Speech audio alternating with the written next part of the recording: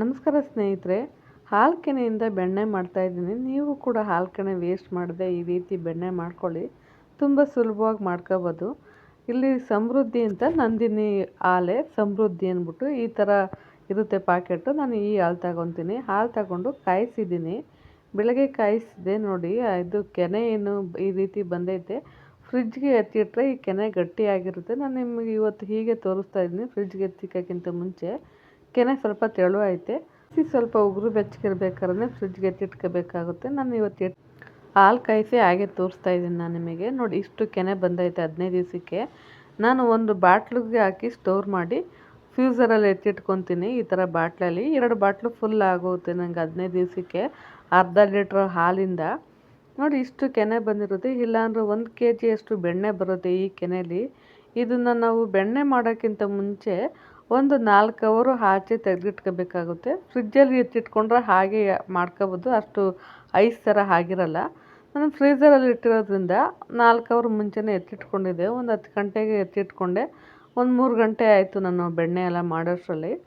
ಇದಕ್ಕೆ ಸ್ವಲ್ಪ ice cube ಕೂಡ ಹಾಕ್ಕೊತಾ ಇದ್ದೀನಿ. ಜಾಸ್ತಿ ಬಿಸಿಲೈತಲ್ವ, ಬೇಸಿಗೆ ಆಗಿರೋದ್ರಿಂದ ಜಾಸ್ತಿ ತುಂಬಾ ಬಿಸಿಲೈತೆ.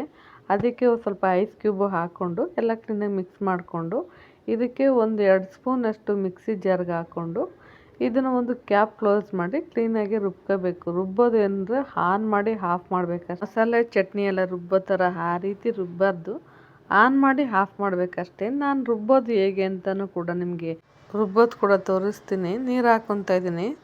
ಸ್ವಲ್ಪ ಕೆನೆಯಿಂದ ಮೇಲೆ ಇರೋ ಥರ ನೀರು ಹಾಕ್ಕೊಂಡು ಸ್ವಲ್ಪ ತೆಳುವಾಗಿ ಮಜ್ಜಿಗೆ ಮಾಡ್ಕೊತೀವಲ್ಲ ಆ ರೀತಿ ನೀರು ಹಾಕ್ಕೊಂಡಿದ್ದೀನಿ. ನೀರು ಹಾಕ್ಕೊಂಡಿದ್ದನ್ನು ನೋಡಿ ಈ ರೀತಿ ರುಬ್ಕೊತಾ ಇದ್ದೀನಿ. ನೋಡಿ ಇವಾಗ ಮಿಕ್ಸಿ ಆನ್ ಮಾಡ್ಕೊಂಡಿದ್ದೀನಲ್ಲ, ಹಿಂಗೆ ಆನ್ ಮಾಡಿ ಆಫ್ ಮಾಡಬೇಕಷ್ಟೆ. ಈ ರೀತಿ ಆನ್ ಮಾಡಿ ಆಫ್ ಮಾಡಬೇಕು.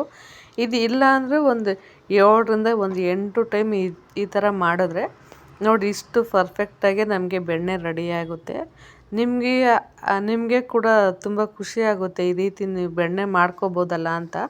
ಅಷ್ಟು ಚೆನ್ನಾಗಿ ಬೆಣ್ಣೆ ರೆಡಿಯಾಗಿ ಬರುತ್ತೆ ನೋಡಿ. ಎಷ್ಟು ಬಂದೈತೆ ಬೆಣ್ಣೆ. ನಾನು ಇನ್ನೊಂದು ಸಲ ಇದೇ ಥರ ಮಾಡ್ಕೊತಾ ಇದ್ದೀನಿ. ಜಾಸ್ತಿ ಬಿಸಿಲಿರೋದ್ರಿಂದ ಸ್ವಲ್ಪ ಬೆಣ್ಣೆ ತೆಳು ಬಂದೈತೆ. ಅಷ್ಟು ಐಸ್ ಕ್ಯೂಬ್ ಹಾಕಿದ್ರು ನೋಡಿ ಇಷ್ಟು ತೆಳು ಬಂದೈತೆ ಬೆಣ್ಣೆ. ಆಗಿನ ಕಾಲದಲ್ಲೆಲ್ಲ ನಮ್ಮಮ್ಮ ಅವರೆಲ್ಲ ಬೆಳಗ್ಗೆನೇ ಮಜ್ಜಿಗೆ ಮಾಡ್ಕೊಬಿಡ್ತಾಯಿದ್ರು. ಮೊಸರಿಂದ ಅವಾಗ ಮಜ್ಜಿಗೆ ಮಾಡ್ತಾಯಿದ್ರಲ್ಲ, ಬೆಣ್ಣೆ ಬರಲ್ಲ ಅಂದ್ಬಿಟ್ಟು ಅದಕ್ಕೇ ಬೆಳಗ್ಗೆನೇ ಮಾಡ್ತಾಯಿದ್ರು. ಅದಕ್ಕೆ ಅನ್ಕೊತೀನಿ ಬೆಳಗ್ಗೆನೇ ಮಾಡ್ತಾಯಿರೋದು. ನೋಡಿ ಇಷ್ಟು ಬೆಣ್ಣೆ ಇನ್ನೂ ದಪ್ಪ ಬರ್ತಾಯಿತ್ತು. ಇವಾಗ ಸ್ವಲ್ಪ ಬಿಸಿಲಿರೋದ್ರಿಂದ ಇಷ್ಟು ಬಂದೈತೆ ನನಗೆ. ಇನ್ನೂ ಸ್ವಲ್ಪ ಇದಕ್ಕೆ ಜಾಸ್ತಿ ಐಸ್ ಕ್ಯೂಬ್ ಹಾಕ್ಕೊಂಡು ಕೂಡ ನಾನು ಮಾಡ್ಕೊತಾ ಇದ್ದೀನಿ. ಸ್ವಲ್ಪ ಗಟ್ಟಿ ಬರಲಿ ಅಂದ್ಬಿಟ್ಟು. ಅದು ಸ್ವಲ್ಪ ತೆಳು ಆಗೈತೆ ಅಷ್ಟೇ. ನಾನು ಬೆಳಗ್ಗೆನೇ ಮಾಡ್ಕೋಬೇಕಾಗಿತ್ತು. ಬೆಳಗ್ಗೆ ಮತ್ತೆ ಎತ್ತಿಕ್ಕೋದು. ಅದಕ್ಕೆ ಇವಾಗ ಸರಿ ಅಂದ್ಬಿಟ್ಟು ಶಿವರಾತ್ರಿಗೆ ನನಗೆ ತುಪ್ಪ ಬೇಕಾಗಿತ್ತು. ಅದಕ್ಕೆ ಸರಿ ಅಂದ್ಬಿಟ್ಟು ಇವಾಗ ಮಾಡ್ಕೊತಾ ಇದ್ದೀನಿ. ಬೆಣ್ಣೆ ಕೂಡ ಹಾಗೆ ಇಟ್ಕೋಬೋದು, ಇಲ್ಲ ತುಪ್ಪ ಕೂಡ ಕಾಯಿಸ್ಕೋಬೋದು ಬೆಣ್ಣೆಲಿ. ಬೆಣ್ಣೆಯಿಂದ ತುಪ್ಪ ಕಾಯಿಸೋದು ಹೇಗೆ ಅಂತ ವಿಡಿಯೋ ಕೂಡ ಹಾಕಿದ್ದೀನಿ, ಹೋಗಿ ನೋಡಿ. ಇದ್ರ ಕೆಳಗಡೆ ಲಿಂಕ್ ಕೂಡ ಹಾಕಿರ್ತೀನಿ ನೋಡಿ. ಇಷ್ಟು ಬಂದೈತೆ ಬೆಣ್ಣೆ. ಇದು 1 kg ಆಯಿತು, ಏನು ಅಷ್ಟು ಇರ್ಬೋದು ಅಂತ ಅನ್ಕೋತೀನಿ. ನೀವು ಹಾಲ್ಕೆನೆ ವೇಸ್ಟ್ ಮಾಡಬೇಡಿ, ಸ್ಟೋರ್ ಮಾಡಿ ಬೆಣ್ಣೆ ಮಾಡ್ಕೊಳ್ಳಿ. ನೀವು ತುಂಬ ಸುಲಭವಾಗಿ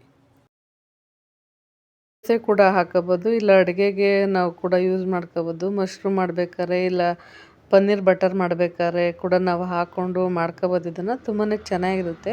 ಸೇಮ್ ನಂದಿನಿ ಬೆಣ್ಣೆ ಥರನೇ ಇರುತ್ತೆ. ಇನ್ನೂ ಯಾರೆಲ್ಲ ನನ್ನ ಚಾನಲ್ಗೆ ಸಬ್ಸ್ಕ್ರೈಬ್ ಮಾಡಿಲ್ಲ, ಪ್ಲೀಸ್ ಸಬ್ಸ್ಕ್ರೈಬ್ ಮಾಡಿ. ನೀವು ಹಾಲು ಕೆನೆ ವೇಸ್ಟ್ ಮಾಡದೆ ಈ ಥರ ಬೆಣ್ಣೆ ಆಗಲಿ ಇಲ್ಲ ತುಪ್ಪ ಆಗಲಿ ಮಾಡ್ಕೋಬೋದು. ಹಾಲು ಕೆನೆ ವೇಸ್ಟ್ ಮಾಡೋದಕ್ಕೆ ಹೋಗಬೇಡಿ.